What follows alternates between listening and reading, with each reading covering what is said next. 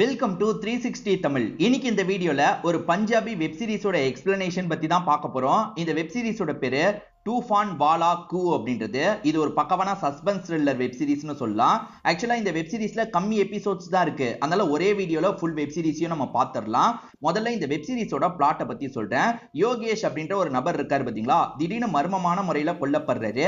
இதுக்கு ஒரு ஐ விட்னஸும் இருக்கு. ஒரு பெரியவர் பார்த்திருப்பாரு. ஆனா அந்த பெரியவரால யார் இந்த விஷயத்த பண்ணாங்கன்றத சொல்ல முடியல. அதுல ஒரு பிரச்சனை இருக்கு. இப்ப போலீஸ் இந்த கேஸ கையில் எடுத்து விசாரிக்கிறாரு. இறந்து போன யோகேஷை பொறுத்த வரைக்கும் ஊர் தலைவரோட பையனா இருப்பான். அவனுக்கு நிறைய எதிரிகள் இருக்காங்க போல. யாரு என்னன்றதை விசாரிச்சு கண்டுபிடிக்கணும்ன்ற மாதிரி இன்ஸ்பெக்டர் நினைக்கிறாரு. கண்டுபிடிச்சாரா இல்லையான்னு சொல்றது தான் மீதி கதை. கண்டிப்பா உங்களுக்கு பிடிக்கும்னு நம்புறேன். எக்ஸ்பிளனேஷனுக்குள்ள போறதுக்கு முன்னாடி வீடியோக்கு ஒரு லைக் போடுங்க. இந்த எக்ஸ்பிளனேஷன் பிடிச்சிருந்ததுன்னா ஐப்ன்ற ஆப்ஷனை கிளிக் பண்ணி சப்போர்ட் பண்ணுங்க. மேற்கொண்டு பேசி டைம் வேஸ்ட் பண்ணாம நம்ம நேரடியா எக்ஸ்பிளனேஷனுக்குள்ள போயிடலாம். சீரிஸோட ஸ்டார்டிங் சீனே யோகேஷ்னு ஒருத்தன் ஒரு இடத்துல ஒரு பொண்ணு கூட ஒண்ணு மண்ணா இருக்கான். அவனுக்கு ரெண்டு அசிஸ்டன்ட்ங்க இருப்பாங்க. ஒருத்தன் பேரு தினோ, இன்னொருத்தன் பேரு முன்னா அப்படின்றது. ரெண்டு பேருமே என்ன நடக்குது அப்படின்ற மாதிரிலாம் எட்டி பார்க்கறதுக்கு ட்ரை பண்ணிட்டு இருக்காங்க. அப்பன்னு பார்த்து யோகேஷ் முடிச்சுட்டு வந்துடுறாரு போல. இப்ப அந்த பொண்ணுமே வேகமா இந்த இடத்த விட்டு கிளம்பிடுறாங்க. இவனுங்க ரெண்டு பேருமே எங்களுக்கு ஒரு சான்ஸ் தரக்கூடாதா அப்படின்ற மாதிரிலாம் யோகேஷ் கிட்ட கேக்குறாங்க. ஆனா யோகேஷ் இவங்க ரெண்டு பேரையும் கிண்டல் பண்ற மாதிரிலாம் பேசிட்டு இருக்காரு. நீங்களாம் அதுக்கு லாய்க்கு பட மாட்டீங்க அப்படின்ற மாதிரிலாம் பேசிட்டு இருக்காரு. இவனுங்களுக்கு கொஞ்சம் கடுப்பா இருக்கு. அதை பெருசா எடுத்துக்க மாட்டாங்க. இந்த யோகேஷ்க்கு கல்யாணம் ஒய்ஃப்லாம் இருக்காங்க. அதை தாண்டியும் இந்த மாதிரி விஷயத்தை பண்ணிட்டு இருக்காரு போல. அதே மாதிரி இவனுங்க ரெண்டு பேரை வச்சு சில இல்லீகல் வேலையும் பண்ணிட்டு இருக்காரு. அந்த இல்லீகல் வேலையில இன்னைக்கு லோடு வருது இல்ல, அந்த லோடெல்லாம் நீங்க போய் வாங்குற வேலையை பாருங்கன்ற மாதிரி ரெண்டு பேர்கிட்டயும் சொல்லிட்டாரு. ரெண்டு பேருமே சரின்ற மாதிரிலாம் ஏத்துக்கிறாங்க. இந்த ரெண்டு பேருக்குமே யோகேஷ் மேல சில கடுப்பு இருக்கு. ஏன்னா ரொம்ப மோசமா யோகேஷ் ட்ரீட் பண்றாருல, அதை நினைச்சும் கொஞ்சம் கடுப்பாயிட்டு இருக்காங்க. இப்ப லோடு வந்துட்டதா இவங்களுக்கு தகவல் கிடைக்குது. யோகேஷ் கிட்ட சொல்லிட்டு இவங்களுமே இந்த இடத்தை விட்டு கிளம்ப ஆரம்பிக்கிறாங்க. அப்படியே கட் பண்ணி மறுநாள் இந்த இடத்தை நமக்கு காட்டுறாங்க. ஆடு மேய்ச்சிக்கிட்டே ஒரு நபர் இந்த இடத்துக்கு வராரு. இவர் கிணத்துக்கிட்ட உட்காந்துட்டு இருக்கும் போதுதான் கிணத்துக்குள்ள பாடி இருக்கிறத பாக்குறாரு. யார் பாடி இருக்குன்னா யோகேஷோட பாடி தான் இருக்கு. இத பாக்குறவரு ஷாக் ஆகுறாரு. போலீஸ்க்கு எல்லாம் தகவலை கொடுக்குறாரு. இப்ப போலீஸ் டிபார்ட்மெண்ட்ல இருந்து எல்லாருமே இந்த இடத்துக்கு வந்துடுறாங்க. உள்ள இருக்க யோகேஷோட பாடியை வெளியெடுக்கிறதுக்கான விஷயத்தெல்லாம் பண்ணிட்டு இருக்காங்க. இவர் தான் இன்ஸ்பெக்டரா இருப்பாரு. இந்த ஊருக்கு கொஞ்ச நாள் தான் ஆகுது போல. யார் இப்படி பண்ணிருப்பான்ற மாதிரி யோசிச்சுட்டு இருக்காரு. யோகேஷோட அப்பா இருக்காரு பாத்தீங்களா, கொஞ்ச நேரத்துல தகவல் கேள்விப்பட்டு இந்த இடத்துக்கு வந்துடுறாரு. இங்க நிக்கிறவர் தான் அப்பாவா இருப்பாரு. அப்பாவை பொறுத்த வரைக்கும் இந்த ஊர்ல முக்கியமானவரா இருப்பாரு. அது பாலிடிக்ஸ்ல எல்லாம் இருக்காரு போல. இப்ப பையனை இப்படி சாவடிச்சு வச்சிருக்காங்களே அப்படின்ற மாதிரிலாம் ஃபீல் பண்ணிட்டு இருக்காரு. இந்த இடத்துல வீடு மாதிரி ஒரு செட்டப் இருக்குல்ல, இந்த வீட்டை செக் பண்ணுங்கன்னு ஆளுங்க கிட்ட சொல்லியிருப்பாரு. ஆளுங்களுமே இங்க வாங்க சார்னு இன்ஸ்பெக்டரை கூப்பிடுறாங்க. என்னன்னு பார்த்தா வீடு முழுக்க காண்டமா இருக்கு. அப்படி அப்படியே போட்ட மாதிரிலாம் இருக்கு. சோ நிறைய தப்பான விஷயத்தை இந்த இடத்துல வச்சு பண்ணிருக்கான் அப்படின்றது இவருக்கு தெரிய வருது. கல்யாணம் ஆயிடுச்சுல, அதை தாண்டியும் இப்படி பண்ணிருக்கான் போல அப்படின்ற மாதிரிலாம் இவர் யோசிக்கிறாரு. சோ நிறைய எதிரிகளை இவன் சம்பாரிச்சு வச்சிருக்க வாய்ப்பு இருக்கு. அதுல யாரோ ஒருத்தர் தான் இப்படி பண்ணிருக்காங்க. இந்த இடத்த சுத்தி முத்தி தேடுங்க, ஏதாவது கிடைக்கும்ன்ற மாதிரி சொல்லிட்டாரு. அப்படி தேடிட்டு இருக்கும் போது ஒரு இடத்துல ஒரு ஷூ இவங்களுக்கு கிடைக்குது. என்ன ஷூ கிடைச்சிருக்கு? ஒரு ஷூ தான் கிடைச்சிருக்கு. அப்ப கில்லர் தான் ஷூவை மிஸ் பண்ணிட்டு போயிருக்கான் போல அப்படின்ற மாதிரி யோசிக்கிறாங்க. இதே ஊர்ல ரமேஷ் அப்படின்ற ஒரு பெரியவரை காட்டுறாங்க. இப்ப இவருமே எப்பவுமே போல சாப்பிட்டு இவரோட வேலைக்கு சைக்கிள்ல கிளம்பிட்டு இருக்காரு. இவர் சைக்கிள்ல வந்துட்டு இருக்கும் போது அங்க பேசிட்டு இருக்கவங்க என்ன சொல்றாங்கன்னா, யோகேஷ் செத்து போயிட்டான்பா, உனக்கு தெரியுமா அப்படின்ற மாதிரிலாம் கேக்குறாங்க. இந்த விஷயத்தை கேட்டோன்னே இவர் கொஞ்சம் பதட்டம் ஆயிடுறாரு. அப்படி பதட்டமானவர் வண்டியை திருப்புறாரு. என்ன வண்டியை திருப்பிட்டேன்னு கேட்கும் போது, இல்ல ஒரு பொருளை மறந்துட்டேன், அதனால தான் கிளம்புறேன் அப்படின்ற மாதிரி இவருமே பதட்டமா வீட்டுக்கு கிளம்பி வந்துடுறாரு. யோகேஷ் இறந்து போயிட்டான்னு தெரிஞ்சோன்னே இவர் எதுக்காக இவ்வளவு பதட்டம் வர்றாரு அப்படின்றது தெரியல. இந்த ரமேஷ் வீட்டு கதவை நைட்டு நேரத்துல யாரோ தட்டுறாங்க. யாரா இருக்கும்ன்ற மாதிரி யோசிச்சுக்கிட்டே இந்த ரமேஷும் வெளியே வராரு. இவர் வீட்டுக்கு பக்கத்து வீட்டுல இருக்கவர் தான் கதவை தட்டி இருப்பாரு. ஒய்ஃப் சிலதை செஞ்சிருக்காங்க போல, உங்களுக்கு தர சொன்னாங்க, அதனால தான் வந்தேன், இன்னைக்கு வேலைக்கே போலியன்னு கேட்கும் போது இவரும் ஆமான்ற மாதிரி சொல்றாரு. இப்ப அவர் தந்த பொருளை வாங்கிட்டு வீட்டுக்குள்ள வந்துட்டு இருக்காரு. இப்பதான் நமக்கு ஒரு விஷயத்தை ரிவீல் பண்றாங்க. ஆக்சுவலா அந்த மர்டர் நடந்த இடத்துல ஒரு ஷூ கிடைச்சது பாத்தீங்களா, அது இவரோட ஷூ தான் போல. ஏன்னா மீதி ஒரு ஷூ இங்க இருக்க மாதிரி நமக்கு காமிக்கிறாங்க. இப்ப இவருமே இதுக்கப்புறமும் நம்ம உள்ளுக்குள்ளேயே வச்சுக்க கூடாது, நம்ம போய் தலைவரை பார்க்கணும்னு நினைக்கிறாரு. யோகேஷோட அப்பா இருக்காருல, அவரை பார்க்கிறதுக்காக வந்துடுறாரு. அப்பப்ப இவரோட வீட்டுல வேலை பார்க்கறதுக்காகலாம் ரமேஷ் ஒருவர் போல. என்ன ரமேஷ் இந்த பக்கம் வந்திருக்க அப்படின்ற மாதிரி அவர் கேட்கும் போது ரமேஷ்மே பதட்டமா சில விஷயங்களை சொல்லிட்டு இருக்காரு. ரமேஷ் சொல்லிட்டு இருக்க விஷயத்தெல்லாம் அந்த யோகேஷோட ஒய்ஃப் மேல இருந்து கவனிச்சிட்டு இருக்காங்க. யோகேஷுக்கு மீனான்னு ஒரு ஒய்ஃப் இருப்பாங்க, அவங்க கவனிச்சிட்டு இருக்காங்க. இப்ப அப்படியே கட் பண்ணி இன்ஸ்பெக்டர் ஸ்டேஷனுக்கு வரத காட்டுறாங்க. அப்படி ஸ்டேஷனுக்கு வரும்போது ஊர் தலைவரும் ரமேஷும் இருக்காங்க. என்ன விஷயம்னு இன்ஸ்பெக்டர் கேட்கிறாருல, ரமேஷ் ரமேஷ் சில விஷயங்களை கவனிச்சிருக்கான் அப்படின்ற மாதிரி சொல்ல ஆரம்பிக்கிறாரு. அதாவது அது ரமேஷோட ஷூன்ற மாதிரிலாம் சொல்றாரு. இப்பதான் ரமேஷ் கிட்ட என்ன நடந்ததுன்னு இன்ஸ்பெக்டர் கேக்குறாரு. அந்த நாள் நைட்டு ரமேஷ் அந்த வழியா வந்திருப்பாரு.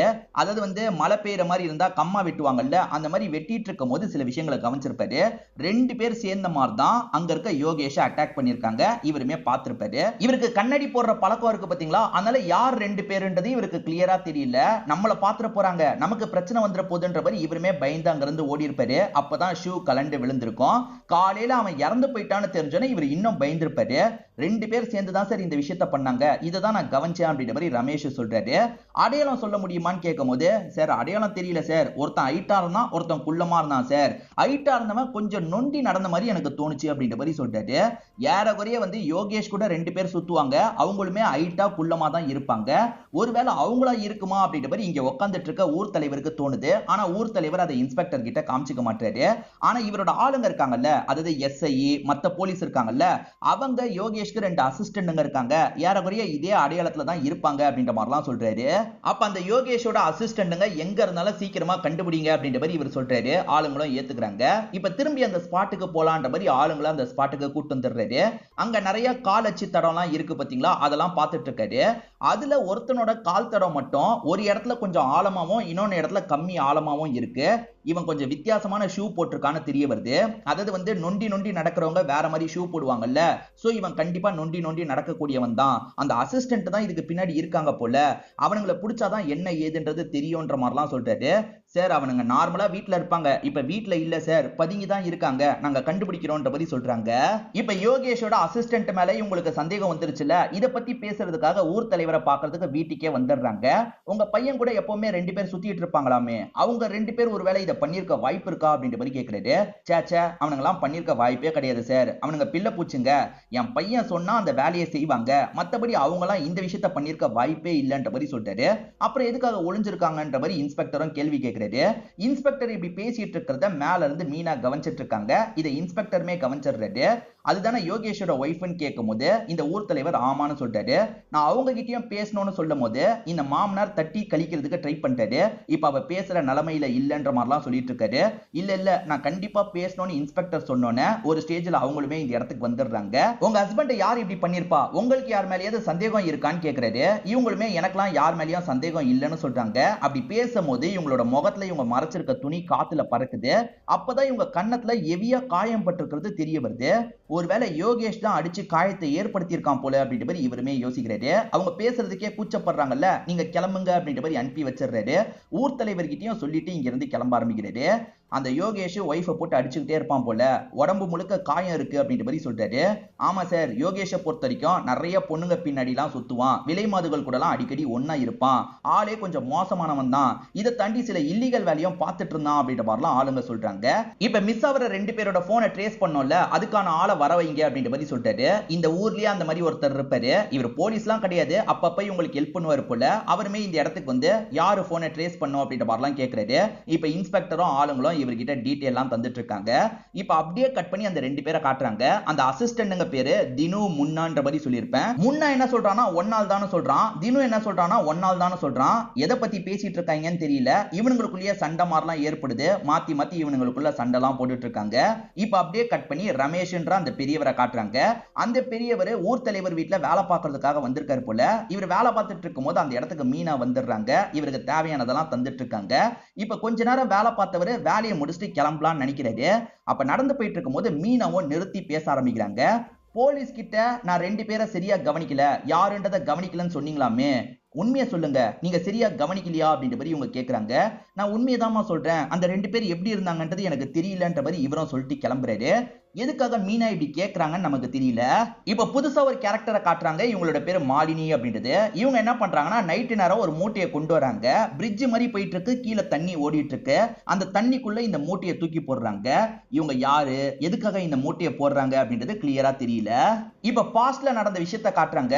ஊர் தலைவர் இவரோட வீட்டு வாசல்ல தான் எப்பவுமே படுப்பார் போல. அந்த மாதிரி படுத்துட்டு இருக்கும் போது யாரோ வர மாதிரி சவுண்ட் கேக்குது. ஒரு மர்ம நபர் வீட்டுக்குள்ள திருட்டுத்தனமா எகிரி குதிக்கிறான். சவுண்ட் கேட்டு இந்த ஊர் தலைவர் செக் பண்றதுக்காக வராரு. ஆனா இவர் கண்ணில் படாம அந்த மர்ம நபர் இருக்கான் பாத்தீங்களா, வீட்டுக்குள்ள போயிடுறான். யாரோ நுழைஞ்ச மாதிரியே இருக்கேன்ற மாதிரி இவர் யோசிச்சுக்கிட்டே திரும்பி வீட்டுக்குள்ள போய் படுத்துறாரு. இவங்க போனை ட்ரேஸ் பண்றதுக்காக ஒருத்தனை வர வச்சாங்க பாத்தீங்களா, அவனுமே என்ன சொல்றான்னா அடிக்கடி அவனுங்க ரெண்டு பேருமே ஒரு டீ கடைக்கு வந்துட்டு போறாங்க, அதாவது ஒரு தாபாக்கு வந்துட்டு போறாங்க, இந்த பகுதியில தான் அந்த தாபா இருக்குன்னு சொல்றாரு. ஊர் எல்லையில தானே தாபா இருக்கும், அந்த இடத்துக்கு போய் நம்ம பார்க்கலான்ற மாதிரி யோசிக்கிறாங்க. நமக்கு கொஞ்ச நேரத்துக்கு முன்னாடி நைட்டு நேரம் மாலினின்ற ஒரு லேடியை காமிச்சாங்கல்ல, அந்த லேடி தான் இந்த தாபாவை ரன் பண்ணிட்டு இருக்காங்க. சோ இந்த தாபாக்கு அவனுங்க ரெண்டு பேர் வந்திருக்காங்க, எதுக்காக வராங்க, இங்க இருக்கவங்க கிட்ட விசாரிக்கணும்ன்ற மாதிரி இன்ஸ்பெக்டரும் டீமும் சேர்ந்த மாதிரி வந்துடுறாங்க.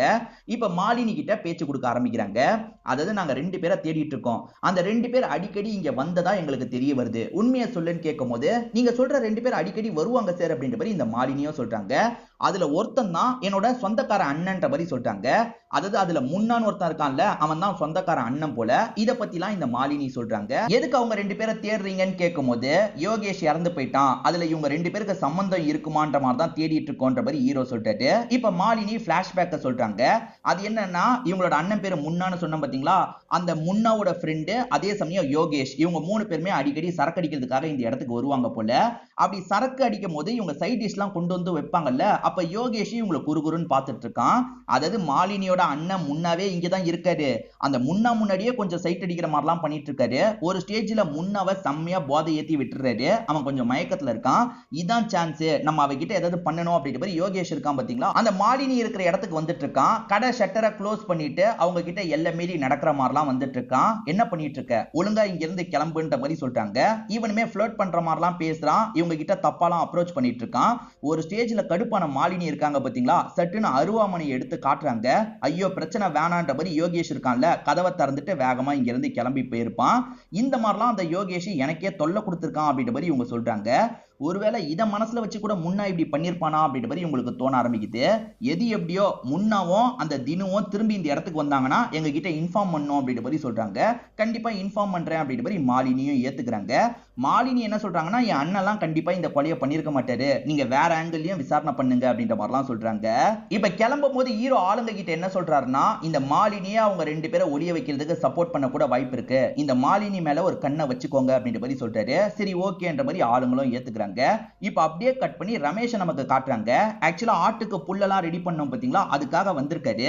இதுக்கு பக்கத்துல தான் யோகேஷோட பாடி கிடைச்சிருக்கும். இந்த இடத்துல இவருக்கு வேலை பார்க்கவே தோண மாட்டேங்குது, வேகமா இவருமே கிளம்புறாரு. என்ன பெரியவரே அதுக்குள்ள கிளம்பிட்டீங்கன்ற மாதிரி ஒருத்தர் கேட்கிறாரு. இல்ல இல்ல எனக்கு தேவையானதை எடுத்துட்டேன், அதனால தான் கிளம்புறேன் அப்படின்ற மாதிரி இவரும் வேக வேகமா கிளம்புறாரு. அந்த இடத்த பார்க்கும்போது பயமா இருக்கு, அதனால தான் வேகமா கிளம்புறாரு. இப்படி வந்துட்டு இருக்கும் போது இவருக்கு ஒரு அருவாள் கிடைக்குது. எடுத்து பார்த்தா அதுல பிளட் இருக்கிறது தெரிஞ்சோன்னே இவர் பதட்டம் ஆயிடுறாரு. இதை இன்ஸ்பெக்டர் கிட்ட ஒப்படைச்சிடலாம் அப்படின்ற மாதிரி வேகமா ஸ்டேஷனுக்கு வராரு.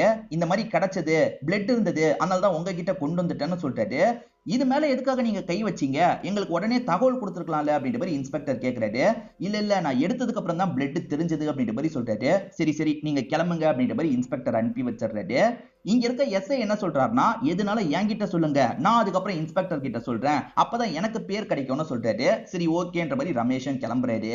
அந்த மாலினி மேல ஒரு கண்ணை வச்சுக்கோங்கன்ற மாதிரி சொன்னாரு பாத்தீங்களா, அதனால இவங்களுக்கு போனை ட்ரேஸ் பண்றதுக்கு ஹெல்ப் பண்ற நபரு மாலினி கிட்ட ஃப்ளர்ட் பண்ணிட்டு இருக்காரு. என்ன ஃப்ளர்ட் பண்ணிட்டு இருக்கியா, மூஞ்சில டீயை ஊத்திடுவேன் கிளம்பு அப்படின்ற மாதிரி இவங்க கோவப்படுறாங்க. என்ன இவ்வளவு கோவப்படுறா அப்படின்ற மாதிரி இவரும் கொஞ்சம் தள்ளி வந்துடுறாரு. இந்த சமயம் தான் அந்த முன்னாவும் தினுவும் இந்த இடத்துல பாக்குறதுக்கு வரலாம்னு நினைச்சிருப்பாங்க. ஆனா இவனை பார்க்க போலீஸ் மாதிரியே இருக்கே, இப்ப போலாமா வேணாமான்ற மாதிரி அவங்களுக்குள்ள பேசிட்டு இருக்காங்க. அதுக்குள்ள இந்த நபரை பாக்குறதுக்காக போலீஸுங்கெல்லாம் வந்துடுறாங்க. அதனால அவனுங்க ரெண்டு பேர் தப்பிச்சு போயிடுறாங்க. வந்த போலீஸுமே என்னையா உசார் பண்றதுக்கு ட்ரை பண்ணியான்னு கேட்கும் போது, நான் ட்ரை பண்ண வேலைக்காவல அப்படின்ற மாதிரி சொல்லிட்டாரு. உனக்கு சரியா ட்ரை பண்ணிருக்க தெரிஞ்சிருக்காது, நான் வேணா ட்ரை பண்றேன் அப்படின்ற மாதிரி இந்த எஸ்ஐ இருக்காரு பாத்தீங்களா, அந்த மாலினி கிட்ட ஃப்ளர்ட் பண்றதுக்காக போயிட்டு இருக்காரு. இவருமே போய் பல்ப் தான் வாங்குறாருன்ற மாதிரி நமக்கு காட்டுறாங்க. சும்மா ஃபன்னியா தான் இந்த சீன் எல்லாம் வச்சிருப்பாங்க. இப்ப ரமேஷ் வீட்டுல நல்லா தூங்கிட்டு இருக்கும் போது யாரோ கதவை தட்டுறாங்க. யாரு என்னன்னு பாக்குறதுக்காக ரமேஷும் வாசல் கிட்ட வந்து கதவை திறக்கிறாரு. அந்த இடத்துல பார்த்தா காவியான்ற ஒரு பொண்ணு நின்னுட்டு இருக்காங்க. இந்த காவியா யாரு என்னன்னு தெரியல. இந்த காவியாவை பார்த்து இந்த பெரியவரும் ஷாக் ஆகுறாரு. இங்க ஒரு எபிசோட முடிக்கிறாங்க. இப்ப பாஸ்ட்ல நடந்த விஷயத்த காட்டுறாங்க. அதாவது யோகேஷ் உயிரோட இருக்கும் போது வீட்டுக்கு ரொம்ப லேட்டா வரான். இதை கவனிக்கிற அப்பா இருக்காருல்ல, எப்ப பாரு குடிச்சுக்கிட்டே தான் இருப்பியா, இப்போ உனக்கு ஒரு மனைவி இருக்கா, இப்படிதான் லேட்டா வருவியான்ற மாதிரி கண்டிக்கிறாரு. அதை பத்திலாம் இவன் கொஞ்சம் கூட கவலையே படமாட்டான். யோ பெருசு போயான்ற அப்படின்ற மாதிரி கண்டுக்காம இவன் பாட்டுக்கு வீட்டுக்குள்ள வந்துடுறான். அந்த சமயம் இவரோட ஒய்ஃப் மீனா போன் யூஸ் பண்ணிட்டு இருக்காங்க. இந்த நேரத்துல யார் கூட நீ கடலை போட்டுட்டு இருக்க அப்படின்ற மாதிரி கேட்கறான். அப்படிலாம் எதுவுமே இல்லங்கன்ற மாதிரி சொல்லிட்டாங்க. ஆனா இவன் இருக்கான் பாத்தீங்களா, ஒய்ஃபை போட்டு பயங்கரமா அடிச்சு டார்ச்சர் பண்றான். இந்த சவுண்ட் எல்லாம் வெளியே இருக்க அப்பாக்கும் கேக்குது இல்ல, அப்பாவும் பயங்கரமா இந்த இடத்துல ஃபீல் எல்லாம் பண்ணிட்டு இருக்காரு. இப்ப பிரசன்ட்ல ஹீரோ இருக்கார்ல, என்னையா அந்த மாலினியை கவனிச்சுட்டு தான் இருக்கீங்களான்ற மாதிரி கேக்குறாரு. அதெல்லாம் கவனிச்சுட்டு தான் இருக்கோன்ற மாதிரி ஆளுங்க சொல்றாங்க. சரி இங்கதான் ரமேஷ் வீடு இருக்குன்ற மாதிரி சொல்றாங்க. அப்படியா, ரமேஷை வீட்டுல போய் ஒரு எட்டு பார்க்கலாம், வீட்டுக்கு வண்டியை விடுங்கன்னு சொல்றாரு. இப்ப ரமேஷ் டீ எல்லாம் ரெடி பண்றாரு. வீட்டுக்கு வந்திருக்க அந்த பொண்ணுக்கும் சேர்த்து டீயை ரெடி பண்றாரு போல. அதுக்குள்ள இன்ஸ்பெக்டரும் டீமும் இந்த இடத்துக்கு வந்துடுறாங்க. இப்பதான் டீ போட்டேன், இந்தாங்க குடிங்கன்ற மாதிரிலாம் ரமேஷ் தந்துட்டு இருக்காரு. இவங்களுமே வீட்டுக்குள்ள போறதுக்கு ட்ரை பண்றாங்க. ஆனா அதுக்குள்ள ரமேஷ் இருக்காருல்ல, அங்க எதுவுமே இல்லன்ற மாதிரிலாம் சொல்றாரு. ஒருவேளை அந்த பொண்ணை இன்னும் மறைச்சுதான் வச்சிருக்காரு போல, அதனாலதான் இப்படி சொல்றாரு போல. இவங்களுமே அதை பெருசா எடுத்துக்க மாட்டாங்க. சரி சரி நாங்க கிளம்புறோம் அப்படின்ற மாதிரி இந்த இடத்தை விட்டு கிளம்ப ஆரம்பிக்கிறாங்க. இப்ப போலீஸ் எல்லாம் போனதுக்கு அப்புறம் வீட்டுக்குள்ள வராரு. ஆனா அந்த காவியான்ற பொண்ணு வீட்டுக்குள்ள இல்ல. காவியாவோட போட்டோ மட்டும் தான் இருக்கு. அந்த போட்டோவை இவர் சோகமா பாக்குறாரு. இங்க பிளாஷ்பேக் மாதிரி நமக்கு சில விஷயங்களை காட்டுறாங்க. அந்த காவியாவை பொறுத்த வரைக்கும் இவரோட பொண்ணு போல. அந்த காவியாவை பொறுத்த வரைக்கும் காலேஜ் படிக்கிற பொண்ணு போல அப்பா கிட்ட கெலாட்டா பண்ற மாதிரிலாம் பேசிட்டு இருக்காங்க. அந்த ஸ்வீட்டான மெமரிஸ் எல்லாம் யோசிச்சு பார்த்து இவர் ஃபீல் பண்றாரு. இப்ப பிரசன்ட்ல இந்த காவியாக்கு என்ன ஆச்சுன்னு தெரியல. நைட்டு வந்த மாதிரி காமிச்சது எதனால அப்படின்றது நமக்கு தெரியல. இப்ப அப்படியே கட் பண்ணி மீனாவை காட்டுறாங்க. மீனா இருக்காங்கல்ல, நான் வெளியே போயிட்டு வரேன்ற மாதிரி மாமனார் கிட்ட சொல்லிட்டு கிளம்புறாங்க. இவ எதுக்காக அடிக்கடி வெளியெல்லாம் போயிட்டு இருக்கா அப்படின்ற மாதிரி மாமனாருக்கு லைட்டா டவுட் வருது. ஒருவேளை இந்த மீனா பிளான் பண்ணி பையனோட கதையை முடிச்சிருப்பாளா அப்படின்ற மாதிரிலாம் டவுட் வருது. இப்ப போயிட்டு வந்ததுக்கு அப்புறம் உள்ள போய் போன் பேசுறாங்க. இவ யார்கிட்ட போன்ல பேசிட்டு இருக்கா அப்படின்ற மாதிரிலாம் இவர் சந்தேகப்படுறாரு. ஏற்கனவே ஹீரோ உங்களுக்கு யார் மேலேயாவது சந்தேகம் இருக்கான்னு கேட்கும்போது இவர் இல்லன்ற மாதிரி சொல்லியிருப்பாரு. இப்ப இவருக்கு தான் சந்தேகம் வந்துருச்சுல, அதை பத்தி கொஞ்சம் கொஞ்சமா ஹீரோ கிட்ட சொல்ல ஆரம்பிக்கிறாரு. என் மருமகளோட ஆக்டிவிட்டி சுத்தமா சரியில்லை, நடுவுல வெளியே போயிட்டு இருக்கா. என் பையன் இறந்து போனதை நினைச்சு அவ கவலைப்படக்கூட தேவையில்லை. ஆனா அவளோட ஆக்டிவிட்டி எனக்கு சந்தேகத்தை கிளப்புது.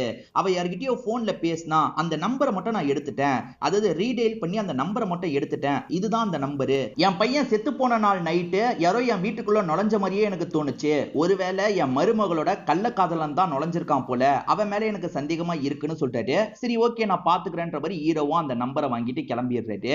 இப்ப இவர் இருக்காருல்ல, வீட்டு வாசல்ல உட்காந்துட்டு இருக்காரு. இதை கவனிக்கிற மருமக இருக்காங்கல்ல, மாமா பனி பெய்யுது உள்ள வாங்கன்ற மாதிரி சொல்லிட்டாங்க. இல்ல நீ உள்ள போ அப்படின்ற மாதிரி இவர் கொஞ்சம் கோவமா சொல்றாரு. மருமகளுக்கு ஒண்ணுமே புரியல, உள்ள போயிடுறாங்க. மருமகளுக்கு யார் கூடயோ பழக்கம் இருக்கு, அவன் இன்னைக்கு உள்ள வரதுக்கு ட்ரை பண்ணானா அவன் கதையை முடிக்கணும்ன்ற மாதிரி இவர் கண்ணெல்லாம் எடுத்து வச்சு உட்காந்துட்டு இருக்காரு. இப்ப ரமேஷ் இருக்காரு பாத்தீங்களா, போலீஸ் ஸ்டேஷன் வாசல்ல உட்காந்துட்டு இருக்காரு. இன்ஸ்பெக்டர் எந்த உதவி தேவைப்பட்டாலும் என்கிட்ட வாங்கன்னு சொல்லியிருப்பாரு. அதனால தான் உதவி கேட்டு வந்திருக்காரு போல.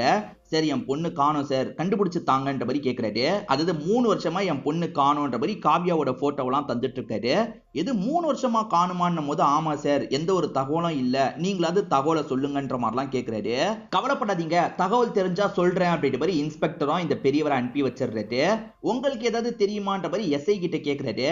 சார் நானுமே 1.5 வருஷத்துக்கு முன்னாடி தான் வந்தேன், எனக்குமே தெரியாதுன்ற மாதிரி எஸ்ஐ சொல்றாரு. இப்பதான் இவங்களுக்கு ஒரு இன்ஃபர்மேஷன் கிடைக்குது. அது என்னன்னா, இந்த மருமக யார்கிட்ட தெரியுமா பேசியிருக்காங்க, மாலினி கிட்ட தான் பேசியிருக்காங்க. இந்த மருமக எதுக்காக மாலினி கிட்ட பேசியிருக்கா, அதாவது மாலினி கடையில இருக்க போன்ல பேசியிருக்கா.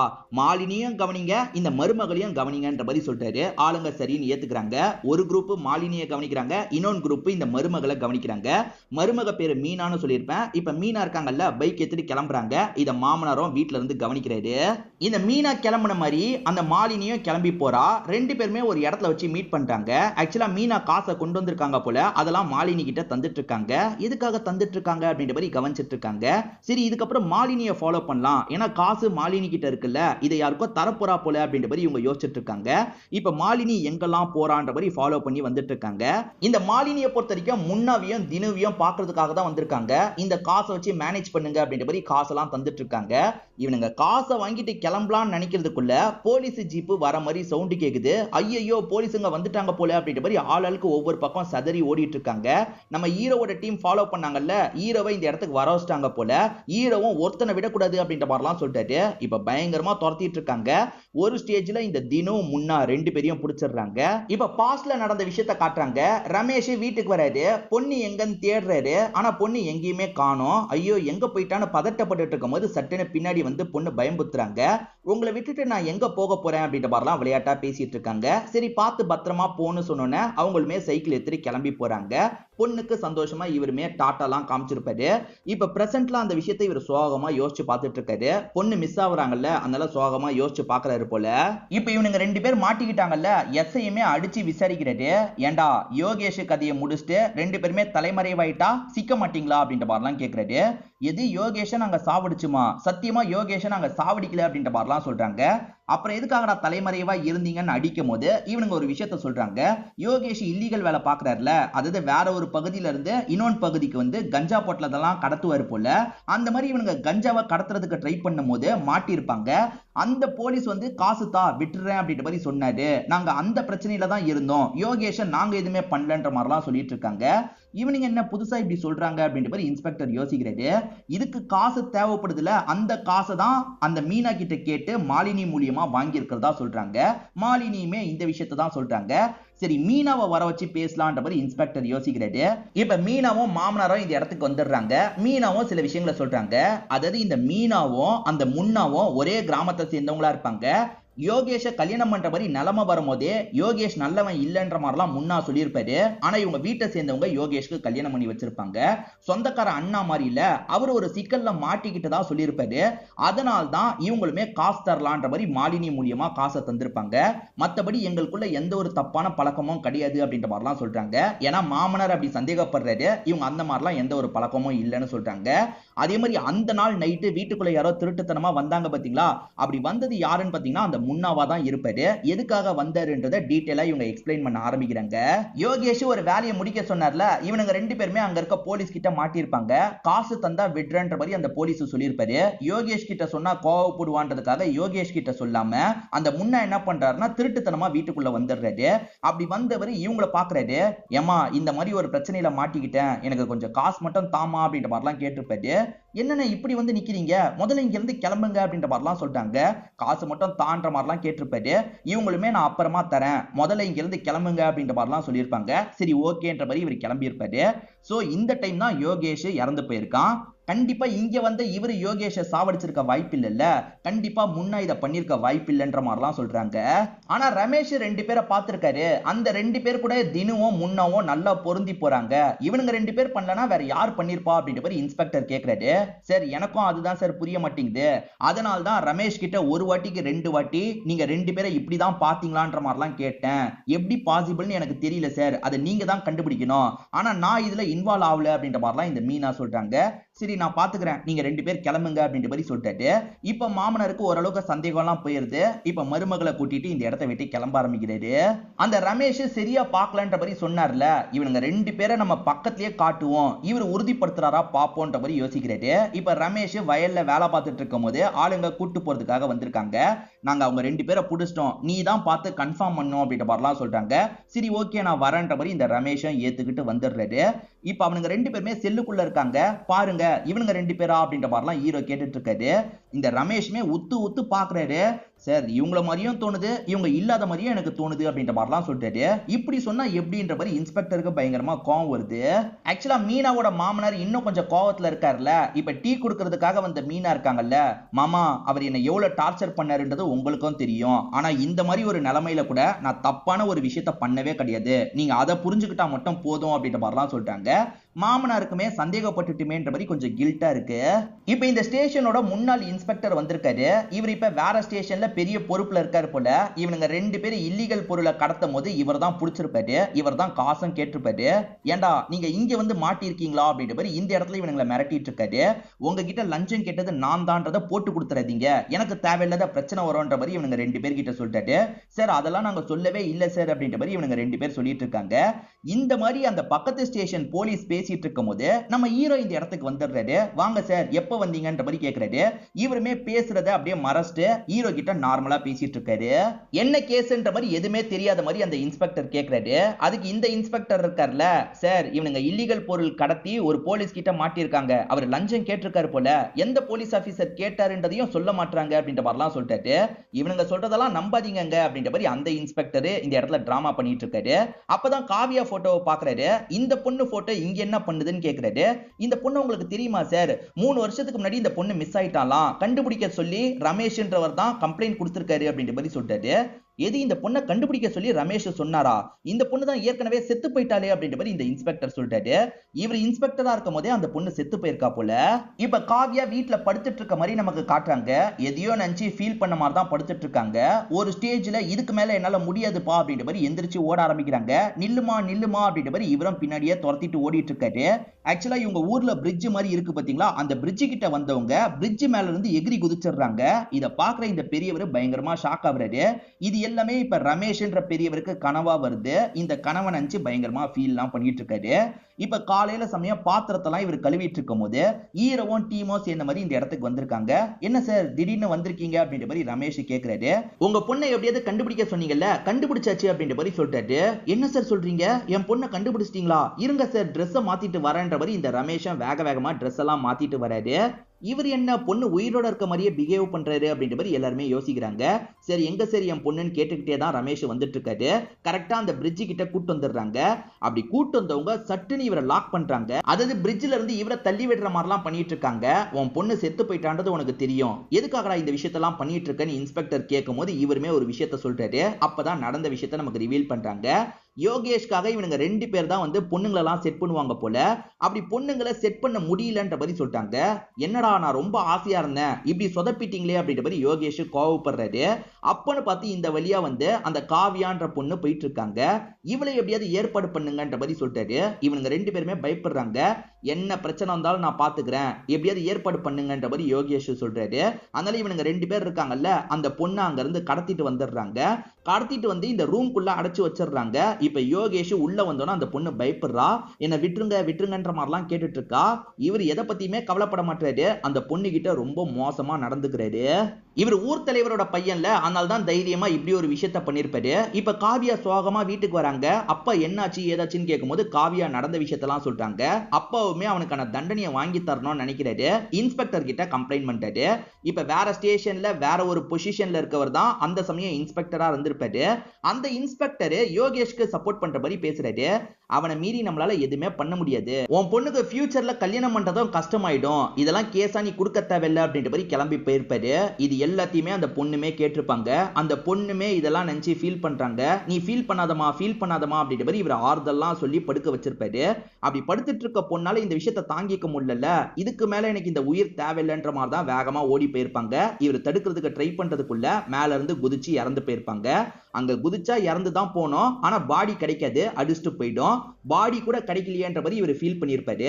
அப்பத்துல இருந்து தான் இவரோட கனவுல அடிக்கடி பொண்ணு வருவாங்க. இதுக்காக தான் யோகேஷ கொலை பண்ணோம்னா நீ எப்பயோ பண்ணிருக்கலாமே, எதுக்காக 3 வருஷம் வெயிட் பண்ணன்னு கேட்கும்போது இந்த பெரியவர் சில விஷயங்களை சொல்லிட்டாரு. யோகேஷ சாவடிக்கிற அளவுக்கு எனக்கு தைரியம் பத்தல சார், நான் ஒரு கோலை அப்படின்ற மாதிரிலாம் சொல்லிட்டாரு. ஆனா அந்த நாள் நான் எதிர்பார்க்காத மாதிரி ஒரு விஷயம் நடந்துருச்சு அப்படின்ற மாதிரி ரமேஷ் சொல்ல ஆரம்பிக்கிறாரு. உண்மையிலேயே ரமேஷ் அந்த இடத்துல வேலை பார்க்கறதுக்காக தான் வந்திருப்பாரு. அதே சமயம் அங்க 2 பேருமே வந்து தள்ளாடிட்டு இருக்க அவனை படுக்க வச்சுட்டு கிளம்பலான்ற மாதிரி தள்ளாடிட்டு இருக்கவனை படுக்க வச்சுட்டு இருப்பாங்க. இதையுமே இவர் கவனிச்சிருப்பாரு. படுக்க வச்சுட்டு அவனுங்க 2 பேருமே அந்த இடத்தை விட்டு கிளம்பிடுறாங்க. ஏன்னா இல்லீகல் வேலை பார்க்கணும்ல, அதுக்காக கிளம்பி போயிடுறாங்க. அதுக்கப்புறமா இவர் ஜீப்பை எடுத்துட்டு கிளம்பணும்னு நினைக்கிறாரு. தள்ளாடிட்டு இருக்கிறதுனால ஜீப்பெல்லாம் இவரால் எடுக்க முடியல. அப்பதான் இந்த பெரியவர் ஹெல்ப் பண்ணலான்ற மாதிரி அந்த இடத்துக்கு வந்திருப்பாரு. சரி நம்ம கையை கொடுத்து எழுப்பலாம் அப்படின்ற மாதிரிலாம் எழுப்பிட்டு இருக்காரு. அப்படி எழுப்பிட்டு இருக்கும் போது போதையில இருக்கவன் யோகேஷ கவனிக்கிறான். ஓஹோ நீதான் என்ன தூக்கி விட்டியான்ற மாதிரிலாம் பேசிட்டு இருக்கான். ரமேஷ் ஹெல்ப் பண்ணிட்டு கிளம்பலாம்னு நினைக்கிறாரு. ஆனா யோகேஷ் போதையில இருக்கிறதுனால இஷ்டத்துக்கு பேசிட்டு இருக்கான். உன் பொண்ணு கூட சந்தோஷமா இருந்தல்ல, அந்த மாதிரி எவகிட்டயுமே சந்தோஷம் கிடைக்கல அப்படின்ற மாதிரிலாம் பேசிட்டு இருக்கான். இப்ப இறந்து போன பொண்ணும் கண்ணுக்கு திரியறாங்க. இவனை விடாதீங்கப்பா அப்படின்ற மாதிரிலாம் சொல்லிட்டு இருக்காங்க. இதுல கடுப்பான ரமேஷ் இருக்காரு பாத்தீங்களா, இவன் போதையில் தானே இருக்கான், அட்டாக் பண்ணலான்ற மாதிரி அட்டாக் பண்ணிட்டாரு. அப்படி அட்டாக் பண்ணவரு அருவாளை வச்சு இவன் கழுத்து அறுத்துருவாரு. வேணும்ட்டே இவர் அருவாளை ஒரு இடத்துல போட்டுட்டு அதுக்கப்புறமா போலீஸ் கிட்ட எடுத்து தந்திருப்பாரு. கைரேகை கிடைச்சாலும் பரவாயில்ல, ஏன்னா நம்ம 2வது வாட்டி தரும்போது கைரேகை பற்றுச்சுன்னு நினைச்சுப்பாங்கன்ற மாதிரி பிளான் பண்ணி தான் அப்படி எடுத்து தந்திருப்பாரு. இவர் கதையை முடிச்சோடனே கொஞ்சம் பதட்டமாயிருப்பாரு. கிணத்துக்குள்ள பாடியை போட்டார்ல, வேகமா அங்க இருந்து ஓடி இருப்பாரு. ஒரு ஷூவையும் விட்டுட்டு போயிருப்பாரு. இவர் தான் அந்த கொலையே பண்ணிருப்பாரு. ஆனா 2 பேர் பண்ணாங்கன்ற மாதிரி நம்ப வைக்கிறதுக்காக ஸ்டார்டிங்ல இருந்தே போய் சொல்லியிருப்பாரு. சோ இவர் பக்கம் நியாயம் இருக்கிறதா எல்லாருமே நினைக்கிறாங்க. இவர் பண்ணது சரிதான் அப்படின்ற மாதிரிலாம் யோசிக்கிறாங்கல்ல, அதனால இந்த பெரியவரை அரெஸ்ட் பண்ணக்கூடாது அப்படின்ற மாதிரி யோசிக்கிறாங்க. இந்த பெரியவரை அரெஸ்ட் பண்ணக்கூடாதுன்னா வேற யாரையாவது நம்ம சிக்க வைக்கணும். இவனுங்க 2 பேர் ஒழுங்கானவனுங்க கிடையாது. அந்த யோகேஷுக்கு இவனுங்க 2 பேருமே துணை போயிருக்காங்கல்ல, இவனுங்க 2 பேருக்கு தண்டனை கிடைக்கணும். சோ யோகேஷ கொலை பண்ணது இவனுங்க 2 பேர் தான்ற மாதிரி நம்ம கொண்டு வந்துடலாம் அப்படின்ற மாதிரி இன்ஸ்பெக்டர் சொல்றாரு. ஆளுங்களும் ஏத்துக்கிறாங்க. நீங்க வீட்டுக்கு போங்கன்ற மாதிரி இந்த பெரியவர்கிட்ட சொல்லிட்டு இவங்களுமே அரெஸ்ட் பண்ணாம இந்த இடத்தை விட்டு கிளம்ப ஆரம்பிக்கிறாங்க. இப்ப பெரியவரும் இவரோட வீட்டுக்கு கிளம்பி வந்துட்டு இருக்காரு. இறந்து போன பொண்ணு இருக்காங்கல்ல, திரும்பி இவரோட கண்ணுக்கு தெரியுறாங்க. ஆனா இந்த வாட்டி சிரிச்ச மாதிரிலாம் இவர்கிட்ட பேசிட்டு இருக்காங்க. இவருமே பொண்ணை பார்த்து சிரிக்கிறாரு. இதோடயே இந்த சீரிஸோட கதையை முடிச்சிடுறாங்க. கண்டிப்பா இந்த சீரிஸ்ல வந்த ட்விஸ்ட் அண்ட் டர்ன்ஸ்லாம் உங்களுக்கு பிடிச்சிருக்கும்னு நம்புறேன். இந்த வீடியோ உங்களுக்கு பிடிச்சிருந்ததுன்னா லைக் பண்ணுங்க, கமெண்ட் பண்ணுங்க, மறக்காம 360 தமிழ் சேனலை சப்ஸ்கிரைப் பண்ணுங்க. தொடர்ச்சியா இந்த மாதிரி வீடியோக்கள் வந்துகிட்டே தான் இருக்கும்.